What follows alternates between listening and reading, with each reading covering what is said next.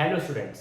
तो बच्चों, जैसा कि आप सभी जानते हैं, कल एक इन्फॉर्मेशन आई और उस इन्फॉर्मेशन में सीबीएसई ने फिजिक्स, केमिस्ट्री और बायोलॉजी के सिलेबस को 30% तक रिड्यूस किया। तो केमिस्ट्री में क्या रिडक्शन किया, किस टॉपिक में क्या रिडक्शन था, बहुत इंपॉर्टेंट है बेटा आपके लिए। आज हम लोग डिटेल में पूरा आपको बताएंगे। सबसे पहली बात, तो दो इंपॉर्टेंट बातें हैं बेटा इस वीडियो में, कि ये जो भी रिडक्शन है, this reduction is applied for session 21, 22। पहली इंपॉर्टेंट बात कि ये रिडक्शन जो भी है ये सेशन 21 और 22 के लिए एप्लीकेबल है। दूसरी इंपॉर्टेंट बात, now this is the first important point. दूसरी इंपॉर्टेंट बात बेटा, यहां पर पोर्शन रिड्यूस्ड है। आप में से कई बच्चे समझ लेंगे कि ये पोर्शन वो है जो एग्जाम में आएगा। ये वो पोर्शन नहीं है, ये वो पोर्शन है जिसको एलिमिनेट किया गया, यानी जो नहीं आएगा। So this is the portion which is being reduced, यानी ये वो पोर्शन है जिसको डिलीट किया गया आपके सिलेबस से। This is the deleted portion of your syllabus. या आप ऐसे कहिए कि ये वो पोर्शन है जिसको आपको अब नहीं पढ़ना है। इसके अलावा जो टॉपिक्स हैं चैप्टर में, उनको आपको कवर करना है आपके एग्जाम के लिए। तो चलिए बच्चों, स्टार्ट करते हैं। सबसे पहले जो डिस्कशन है हमारा क्लास 11 के बच्चों के लिए, क्लास 11 की एनसीईआरटी में से देखेंगे। क्लास 11 में बेटा सबसे पहला चैप्टर है हमारा, that is some basic concept of chemistry, और जिसको बेटा आप मोल कॉन्सेप्ट नाम से भी जानते हैं। Mole concept, mole concept. तो आइए देखते हैं कि मोल कॉन्सेप्ट से क्या क्या एलिमिनेट किया गया, यानी आपको क्या क्या नहीं पढ़ना है। सबसे पहले नेचर ऑफ मैटर, जो मैटर के बारे में डिस्कशन था। लॉज ऑफ केमिकल कॉम्बिनेशन, बहुत सारे लॉ थे, law of conservation of mass, इस तरीके के कई सारे लॉज थे। वो लॉज अब आपको नहीं पढ़ने हैं। डाल्टन्स एटॉमिक थ्योरी, आपको याद होगा डाल्टन ने एटम्स के बारे में बताया। डाल्टन्स एटॉमिक थ्योरी में वो डाल्टन्स एटॉमिक थ्योरी के सभी पॉइंट्स और एटम्स और मॉलिक्यूल पर बेस्ड कंसेप्ट, ये सब अब आपको नहीं पढ़ना है। यानी अगर आप देखें तो मोल कंसेप्ट का जो थ्योरेटिकल पोर्शन था, मोल कंसेप्ट इंटायरली न्यूमेरिकल चैप्टर है, जो दो चार थ्योरी की बातें थी उन सभी बातों को बेटा डिलीट कर दिया गया। तो यानी वो लॉस केमिकल कॉम्बिनेशन के, डाल्टन्स एटॉमिक थ्योरी, ये सब अब आपको नहीं पढ़ना है। This is deleted from your syllabus. Now बेटा अगर हम नेक्स्ट चैप्टर पर आए, नेक्स्ट चैप्टर है हमारा स्ट्रक्चर ऑफ एटम, एनसीईआरटी का। जब आप स्ट्रक्चर ऑफ एटम स्टार्ट करते हैं तो बेटा आपको मालूम होगा कि एटम पहले इंडिविजुअल माना जाता था, बाद में इलेक्ट्रॉन, प्रोटॉन और न्यूट्रॉन्स की डिस्कवरी हुई, यानी फंडामेंटल पार्टिकल्स की डिस्कवरी। अब आपको यह डिस्कवरी पढ़ने की जरूरत नहीं, इलेक्ट्रॉन, प्रोटॉन, न्यूट्रॉन की डिस्कवरी। अच्छा बेटा, इसी टॉपिक को अगर आपको याद हो तो आप एनोड रेस और कैथोड रेस नाम से भी जानते हैं। बहुत सारी बुक्स में एनोड रेस और कैथोड रे नाम से दिया होता है। तो ये आर्टिकल अब आपको पढ़ने की जरूरत नहीं। दूसरा आइसोटोप्स और आइसोबार्स के बारे में। थॉमसन का मॉडल, आपको याद होगा थॉमसन ने पहली बार मॉडल बताया था एटम का, प्लम पडिंग मॉडल। ठीक, वाटरमेलन से कंपेयर किया था कि जो एटम है वो वाटरमेलन जैसा है। वो मॉडल भी अब आपको नहीं पढ़ना। और रदरफोर्ड मॉडल अब आपको नहीं पढ़ना। और लिमिटेशंस, लिमिटेशंस मतलब रदरफोर्ड मॉडल क्यों फेल हुआ, ये भी अब आपको नहीं पढ़ना। यानी कि स्ट्रक्चर ऑफ एटम मेनली बेटा अब आपको पढ़ना है तो बोहर्स मॉडल से, बोहर्स मॉडल से, इलेक्ट्रोमैग्नेटिक रेडिएशन से, ये वाला पार्ट आपको पढ़ना है। ये जो स्टार्टिंग वाला पार्ट था इलेक्ट्रॉन, प्रोटॉन, न्यूट्रॉन की डिस्कवरी वाला, ये अब आपको नहीं पढ़ना केमिस्ट्री में। अब आइए आते हैं बेटा एनसीईआरटी के third chapter, periodic table and periodicity में। पीरियोडिसिटी में बेटा आप हमेशा से जानते थे, पीरियोडिक टेबल को हम दो पार्ट से पढ़ते हैं। एक तो वो पार्ट है जो हिस्टोरिकल डेवलपमेंट, दूसरा वो पार्ट जिसमें पीरियोडिक प्रॉपर्टीज के हम बात करते हैं। पीरियोडिक प्रॉपर्टीज वाले पार्ट से बेटा कॉम्पिटिशन्स में ज्यादा क्वेश्चन पूछे जाते हैं। जो क्लासिफिकेशन वाला पार्ट था, या कहिए जो हिस्टोरिकल डेवलपमेंट था, उसको डिलीट कर दिया गया। आप पढ़ते थे प्राउड्स हाइपोथेसिस, डोबर्नियर-स्ट्राइड लॉ, इस तरीके के लॉथर-मेयर कर्व, ये सब हिस्टोरिकल डेवलपमेंट में आता था। इस सबको बेटा डिलीट कर दिया गया, यानी अब आपको इसको पढ़ने की जरूरत नहीं। तो यानी मेनली जो पीरियोडिक टेबल में आपके पढ़ने के लिए बचा है बेटा, पीरियोडिसिटी बचा, और पीरियोडिसिटी में ionisation energy, electron affinity, electronegativity, ये topics, effective nuclear charge, shielding effect. तो ये जो हिस्टोरिकल आइडिया था बेटा पीरियोडिक टेबल में, वो अब आपको डिलीट कर दिया गया। नाउ बेटा फोर्थ चैप्टर, बहुत इंपॉर्टेंट चैप्टर है, केमिकल बॉन्डिंग। केमिकल बॉन्डिंग से देखिए, मैंने फिर बताया ये पोर्शन रिड्यूस था, यहां पर कुछ भी नहीं रिड्यूस किया गया, यहां पर ये कॉलम खाली है, इसका मतलब एज इट इज, जितना पहले आप पढ़ते थे बिल्कुल वैसे ही केमिकल बॉन्डिंग पूरा डिटेल में, कुछ भी नहीं डिलीट किया गया। चलिए आगे के चैप्टर्स की ओर देखते हैं।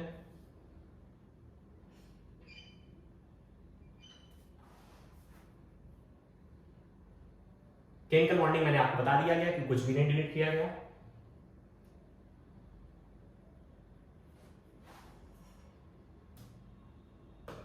अब एनसीईआरटी का 5वां चैप्टर बेटा, states of matter. States of matter chapter का नाम जरूर था बेटा, पर 11th में हम गैसेस स्टेट के बारे में ज्यादा बात करते थे, यानी गैसेस के बारे में ज्यादा बात करते थे इस चैप्टर में। तो अब जरा देखिए, लिक्विफिकेशन ऑफ गैसेस अब आपको नहीं पढ़ना। Critical temperature, critical temperature critical state था जिसमें आप critical temperature, critical volume, critical pressure का फॉर्मूला पढ़ते थे, वो सब आपको नहीं पढ़ना। Kinetic energy and molecular speeds, है ना। उसके अलावा लिक्विड स्टेट के बारे में जितनी भी बातें थी बेटा, प्रेशर, विस्कोसिटी, सरफेस टेंशन और मैथमेटिकल डेरिवेशंस। अब जरा ध्यान से देखिए एक बात बेटा, ये जो विस्कोसिटी और सरफेस टेंशन की बातें हैं इनको यहां से डिलीट किया गया है, पर इसको आप फिजिक्स में तो पढ़ते ही पढ़ते हैं।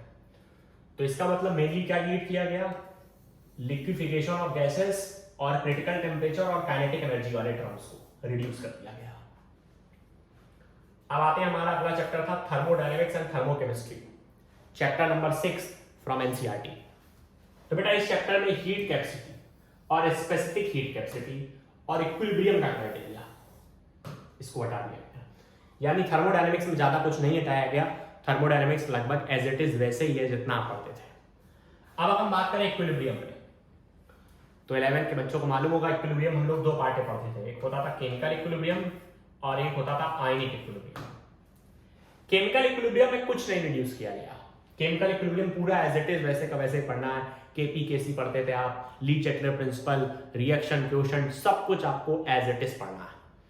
अब बात आई आयनिक इक्विलिब्रियम पे, तो आयनिक इक्विलिब्रियम पे यहां पर हाइड्रोलिसिस ऑफ साल्ट, ठीक, पर एलिमेंट्री आइडिया, बेसिक आइडिया आपको होना चाहिए, यहां पर लिखा है you must have elementary idea कि हाइड्रोलिसिस क्या होता है, थोड़ा बहुत आइडिया आपको होना चाहिए। अच्छा, नाउ हेंडरसन इक्वेशन। अब बहुत सारे बच्चे 11th के नए होंगे, वो सोच रहे होंगे ये हेंडरसन इक्वेशन क्या है। तो बेटा बफर सॉल्यूशन के केस में पीएच कैलकुलेट करने के लिए दो फॉर्मूले थे, उन्हीं फॉर्मूलों को, बफर के जो फॉर्मूले थे, अब बफर एक एसिडिक बफर का फॉर्मूला था, एक बेसिक बफर का फॉर्मूला था, तो जो बफर कैलकुलेशन के लिए फॉर्मूले इस्तेमाल करते थे हम उनको बोलते थे हेंडरसन इक्वेशन, इसको भी डिलीट कर दिया गया। चलिए now chapter number 8 redox reactions.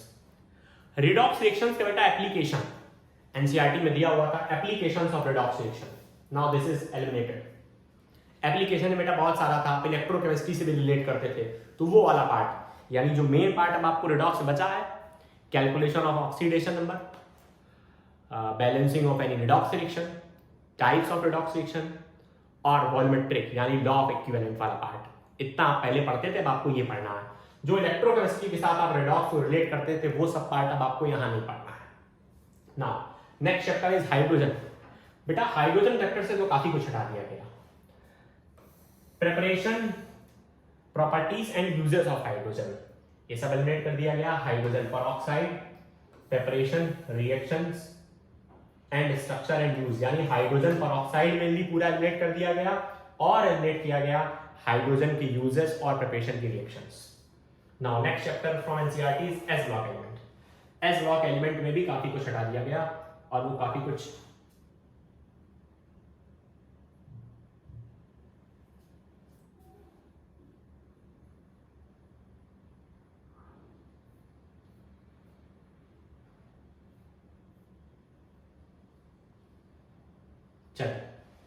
S block elements में सबसे पहले तो बहुत इंपॉर्टेंट कंपाउंड्स थे, sodium carbonate, sodium chloride, sodium hydroxide, sodium hydrogen carbonate, ठीक, calcium oxide, calcium carbonate and their industrial uses, magnesium और कैल्शियम के बायोलॉजिकल इंपॉर्टेंस, ये सब डिलीट कर दिया गया। अगला चैप्टर है बेटा एनसीईआरटी का हमारा 11th सेक्शन का P block elements. P block में देखिए borax, boric acid, boron hydrides के बारे में, aluminium, reaction with acids and alkalis, यानी एल्युमिनियम की रिएक्शन एसिड के साथ और बेसिस के साथ, और उसके यूजेस, बेटा ये सब डिलीट कर दिया गया। कार्बन के बारे में, कार्बन के कुछ इंपॉर्टेंट कंपाउंड्स, ऑक्साइड्स, सिलिकॉन के बारे में, और silicon tetrachloride, silicon, silicates, zeolites और यूजेस।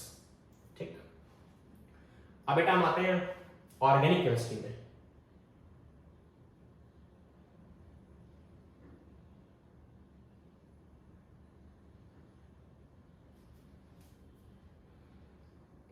बेटा हम अगर ऑर्गेनिक केमिस्ट्री वाले पार्ट में आए तो जो ऑर्गेनिक केमिस्ट्री वाले सेक्शन में रिड्यूस हुआ वो है प्योरिफिकेशन, यानी क्वालिटेटिव एंड क्वांटिटेटिव एनालिसिस। याद करने वाला चैप्टर था, इसको आप पढ़ते थे, बाकी सब पार्ट एज इट इज है। हाइड्रोकार्बन्स में, हाइड्रोकार्बन्स में जब आते थे आप तो हाइड्रोकार्बन मेनली आप पढ़ते थे फ्री रेडिकल। आपने पढ़ा होगा हाइड्रोकार्बन्स लेस रिएक्टिव होते हैं और जो रिएक्शन देते हैं वो free radical substitution reaction, FRSR। तो ये फ्री रेडिकल मैकेनिज्म, कंबशन और पाइरोलिसिस। एनवायरमेंटल केमिस्ट्री, ये पूरा का पूरा चैप्टर, इंटायर चैप्टर रिड्यूस कर दिया गया, यानी एलिमिनेट कर दिया गया। अब इसमें कुछ भी नहीं है।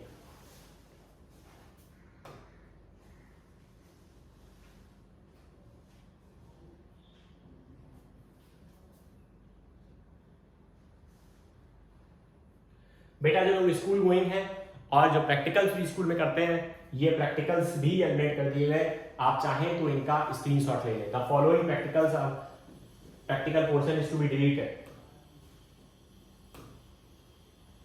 यानी इस पोर्शन को डिलीट कर दिया गया। पीएच पर बेस्ड प्रैक्टिकल्स और सभी मेंशन है, इनको आप स्क्रीनशॉट ले लें बेटा। ये प्रैक्टिकल है, जो बच्चे स्कूल गोइंग बच्चे हैं वो स्कूल में इनको प्रैक्टिकल्स करते होंगे। तो ये प्रैक्टिकल पोर्शन है, ये वो प्रैक्टिकल का पोर्शन मेंशन है जो अब आपको नहीं करना।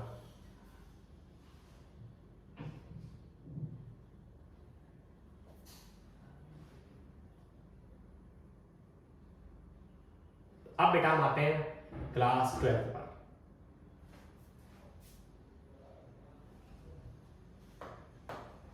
अब बेटा हम बात आते हैं क्लास 12 पर। तो फिर से यहां पर this is the portion to be reduced, ये वो पोर्शन है जो कम किया गया। सबसे पहला चैप्टर बेटा हमारा क्लास 12 में था सॉलिड स्टेट। सॉलिड स्टेट में देखिए electrical and magnetic properties, band theory. वैसे हालांकि बैंड थ्योरी बेटा आप जानते होंगे कि आप बैंड थ्योरी को अच्छे से फिजिक्स से पढ़ते हैं तो परेशान होने की जरूरत नहीं है। सेमी कंडक्टर वाला पार्ट, इंसुलेटर वाला part, N type, P type semiconductor, यानी सॉलिड स्टेट का वो पार्ट जिसको आप फिजिक्स में अच्छे से पढ़ते हैं, उस पार्ट को यहां से रिड्यूस कर दिया गया। बेटा दूसरा चैप्टर था हमारा liquid solutions. Abnormal molecular mass, abnormal molecular mass आप जानते हैं एसोसिएशन और डिसोसिएशन के केस में जो मॉलिक्यूलर मास होता था वो एबनॉर्मल मॉलिक्यूलर मास होता था। और मोंटा फैक्टर आई, अब सीबीएसई ने इसको एलिमिनेट कर दिया। याद होगा आई के दो फॉर्मूले भी निकालते थे हम लोग, डिसोसिएशन और एसोसिएशन के केस में अलग अलग फॉर्मूले, तो ये फॉर्मूले भी अब डिलीट कर दिए गए। तीसरा चैप्टर बेटा हमारा इलेक्ट्रोकेमिस्ट्री। इलेक्ट्रोकेमिस्ट्री में कुछ फ्यूल सेल्स के बारे में था, कोरोजन था, law of electrolysis, elementary idea होना चाहिए। लॉ ऑफ इलेक्ट्रोलिसिस में बेटा आप जानते हैं दो लॉस है, एक Faraday first law, Faraday second law, तो इसका एलिमेंट्री आइडिया आपको होना चाहिए। Dry cell and galvanic cell, इतना रिमूव कर दिया गया बेटा। Now next chapter is chemical kinetics. Chemical kinetics में आप जानते हैं आप एक कोलिजन थ्योरी थी कि प्रोडक्ट का फॉर्मेशन तब होता है जब रिएक्टेंट आपस में कोलाइड करते हैं, और हर कोलिजन में प्रोडक्ट नहीं बनता। जिन कोलिजन में प्रोडक्ट बनता है उनको हम लोग बोलते थे इफेक्टिव कोलिजन्स। तो कोलिजन थ्योरी इंटायरली रिमूव कर दी। Elementary idea, no mathematical treatment, यानी मैथमेटिकल ट्रीटमेंट की आवश्यकता नहीं है। मैथमेटिकल डेरिवेशन वाला पार्ट आपको नहीं जानना, सिर्फ एलिमेंट्री आइडिया ही जानना है इसका। Activation energy and Arrhenius equation. Arrhenius equation बेटा इस चैप्टर में बहुत इंपॉर्टेंट, आप जानते हो ये इक्वेशन थी k = a e to the power minus Ea by RT। इस इक्वेशन को हम बोलते थे अरेनियस इक्वेशन। नाउ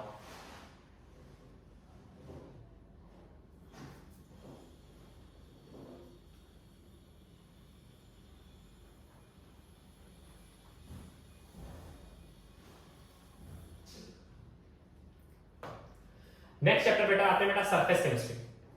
याद करने वाला चैप्टर था, पूरा पूरा लर्निंग बेस्ड चैप्टर था। इसमें जो भी कुछ इमल्शंस के बारे में था, टाइप ऑफ इमल्शंस, कैटलिस्ट के बारे में कि होमोजीनियस कैटलिस्ट है कि हेट्रोजीनियस कैटलिस्ट, अब आपको ये भी नहीं पढ़ना।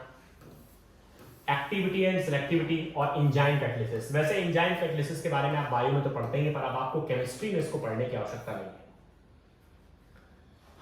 अगला बड़ी इंपॉर्टेंट बात, चैप्टर नंबर 6 बेटा क्लास 12 का था, process of isolation of elements, यानी कि मेटलर्जी। इसको इंटायर यूनिट को डिलीट कर दिया गया है, यानी मेटलर्जी में अब आपको कुछ भी पढ़ने की जरूरत नहीं। This entire unit is deleted from your 12th syllabus now. Next chapter number 7 from class 12, P block elements. देखिए पी ब्लॉक एलिमेंट्स में क्या क्या आ गया, preparation and properties of phosphine, sulphuric acid, nitrogen के ऑक्साइड के स्ट्रक्चर ही जानने हैं आपको, स्ट्रक्चर ओनली रिड्यूस हुए, स्ट्रक्चर्स रिड्यूस कर दिए गए, मतलब allotropic forms, compounds, preparation and properties of halides and oxo acids, इसका आपको एलिमेंट्री आइडिया होना चाहिए। अब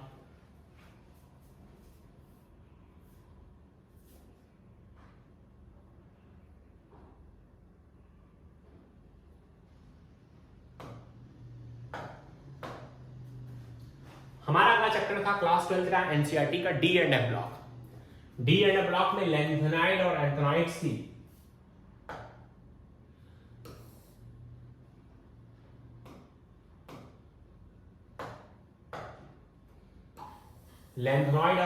chemical reactivity, electronic configuration, oxidation state और KMnO4 और K2Cr2O7 जो इससे पहले आपके लिए बड़े इंपॉर्टेंट हुआ करते थे, इनकी रिएक्शंस अब इसको एलिमिनेट कर दिया गया। Properties of KMnO4 and K2Cr2O7, यानी पोटेशियम परमैंगनेट और पोटेशियम डाइक्रोमेट। नाउ अगला चैप्टर क्वाड्रेशन कंपाउंड बेटा, जो हमारे लिए बहुत इंपॉर्टेंट चैप्टर है 12th इनऑर्गेनिक का। इसमें से जो बेटा स्टीरियो आइसोमेरिज्म वाला पार्ट है, आपको याद है कोऑर्डिनेशन कंपाउंड से हम ज्योमेट्रिकल आइसोमेरिज्म और ऑप्टिकल आइसोमेरिज्म पढ़ते थे इससे पहले, अब आपको स्टीरियो आइसोमेरिज्म वाला पार्ट नहीं पढ़ना। इंपॉर्टेंस ऑफ कोऑर्डिनेशन कंपाउंड, यानी क्वालिटेटिव एनालिसिस में क्या इंपॉर्टेंस है, और बायोलॉजिकल सिस्टम और एक्सटेंशन और मेटल्स में क्या इंपॉर्टेंस है, ये सब आपको नहीं पढ़ना। यानी बहुत कम पार्ट हटाया गया। जो मेजर पार्ट है बेटा वो स्टीरियो आइसोमेरिज्म वाला पार्ट है, जो आपको नहीं पढ़ना, बाकी सबको तो आपको एज इट इज पढ़ना। चलिए अगला चैप्टर बेटा हमारा हेलो एल्कीन्स एंड हेलो एलीन्स, यानी एल्केल halide. Environmental effects of dichloromethane. Dichloromethane के एनवायरमेंट पर क्या इफेक्ट्स हैं, ट्राइक्लोरोमीथेन, टेट्राक्लोरोमीथेन, आयोडोफॉर्म। अब आपको ये DDT वगैरह पहले आपके लिए बड़ा इंपॉर्टेंट हुआ करता था, अब आपको इसको नहीं पढ़ना। अगला चैप्टर बेटा हमारा अल्कोहल, फिनॉल, ईथर, ठीक। Uses with special reference to methanol and ethanol, इसको अब आपको नहीं पढ़ना। अल्डिहाइड एंड कीटोन बेटा, अल्डिहाइड एंड कीटोन्स पूरा एज इट इज है। अल्डिहाइड, कीटोन और कार्बोक्सिलिक एसिड है बेटा, कोई चेंज नहीं। तो यहां पर क्योंकि रिड्यूस पोर्शन बता रहे हैं तो ये रिड्यूस पोर्शन एम्प्टी है, तो आपको ऐसे ही पढ़ना है। अब देखिए एमीन्स पे, अब अगर हम एमीन्स पे आ जाए तो बेटा डाइएजोनियम सॉल्ट्स बहुत इंपॉर्टेंट हुआ करता था आपके लिए। Diazonium salts, chemical reactions, importance in synthetic organic chemistry, ये सब आपको नहीं पढ़ना।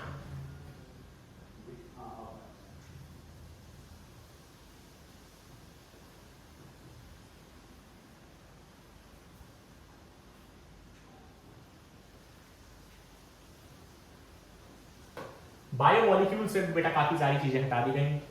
पॉलीगोसैकेराइड्स जैसे सुक्रोज, लैक्टोज और माल्टोज के बारे में, पॉलीसैकेराइड्स, कार्बोहाइड्रेट्स का इंपॉर्टेंट, विटामिन्स का क्लासिफिकेशन, फंक्शन, एंजाइम्स और एलिमेंट्री आइडिया एक्सक्लूडिंग स्ट्रक्चर, ठीक है, स्ट्रक्चर को छोड़कर। हार्मोन्स का आपको एलिमेंट्री आइडिया होना चाहिए एक्सक्लूडिंग स्ट्रक्चर।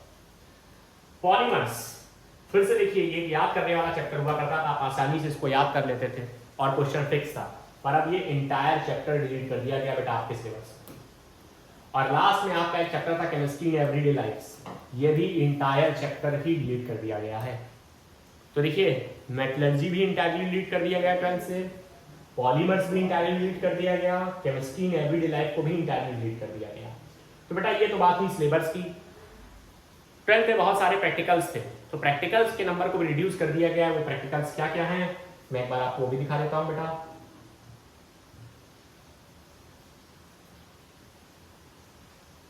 बहुत सारे प्रैक्टिकल्स हैं, ये जो स्कूल गोइंग स्टूडेंट्स से प्रैक्टिकल्स करते थे, आप चाहें तो इनका स्क्रीनशॉट ले लें। ये प्रैक्टिकल्स वो हैं जो आपको नहीं कर रहे हैं। पहले अगर आप स्कूल में जाते होंगे तो ये प्रैक्टिकल्स आपको करने रहते होंगे। ये बहुत सारे प्रैक्टिकल्स हैं। तो बच्चों, इस तरीके जो सीबीएसई का रिडक्शन आया उसका हम लोगों ने पूरा डिटेल एनालिसिस किया कि 11th के सिलेबस में अब आपको क्या नहीं पढ़ना, क्या रिडक्शन हुआ 11th के प्रैक्टिकल्स में, क्या रिडक्शन हुआ 12th की थ्योरी में, और क्या रिडक्शन हुआ 12th के प्रैक्टिकल्स में। सो होप आपको सारी चीज़ें क्लियर हो गई होंगी। Thank you everyone.